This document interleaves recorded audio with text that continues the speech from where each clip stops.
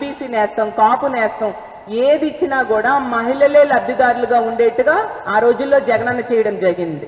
జగనన్న ముఖ్యమంత్రిగా ఉన్న కాలంలో మహిళలు అనే వాళ్ళు డబ్బుల కోసం తన భర్త మీదో బిడ్డ మీదో అలాగే అన్నదమ్ముడి మీదో ఆధారపడకూడదు, తమ కాళ్ళ మీద తాము నిలబడాలి అని చెప్పి ఆర్థికంగా వాళ్ళని ఉన్నత స్థానంలో కూర్చోబెట్టడానికి ఎంతగానో కృషి చేసిన పరిస్థితి మనం చూసాం. అలాగే మార్కెట్ యార్డ్ డైరెక్టర్స్ లో అలాగే తీసుకుంటే అన్ని పదవుల్లో కూడా ఏకంగా 1356 రాజకీయ నియామకాల్లో 688 అంటే 51% మహిళలకే అవకాశాలు ఆ రోజు జగనన్న ఇవ్వడం జరిగింది. అంతగా మహిళా సాధికారతకు జగనన్న కృషి చేయడం జరిగింది. ఎన్నాళ్ళు చట్టం చేయకపోయినా రాజ్యాంగం కల్పించకపోయినా ఈ రాష్ట్రంలో జగనన్న ముఖ్యమంత్రిగా ఉండేటప్పుడు మహిళలకు అన్ని అవకాశాలు కల్పించి మహిళలు జగనన్న పాలనలో మహారాణుల్లా బ్రతికిన పరిస్థితి మనం చూస్తూ ఉన్నాం.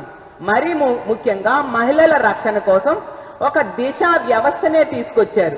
దిశా చట్టాన్ని తీసుకొచ్చి ఇక్కడ అసెంబ్లీలో ఆమోదం పొందేట్టుగా చేసి కేంద్రం దగ్గరికి దాన్ని పంపిస్తే అక్కడ పెండింగ్ లో ఉన్నా కూడా అందులో ఉన్న అంశాలన్నీ కూడా ఈ ఆంధ్రప్రదేశ్ రాష్ట్రంలో అమలయ్యేట్టుగా చేసిన ఘనత జగనన్నకు దక్కుతుంది. మహిళా రక్షణకి పెద్దపీట వేసి జగనన్న ముఖ్యమంత్రిగా ఉండేటప్పుడు దిశ యాప్ తీసుకురావడం జరిగింది, 18 దిశ పోలీస్ స్టేషన్స్ తీసుకురావడం జరిగింది.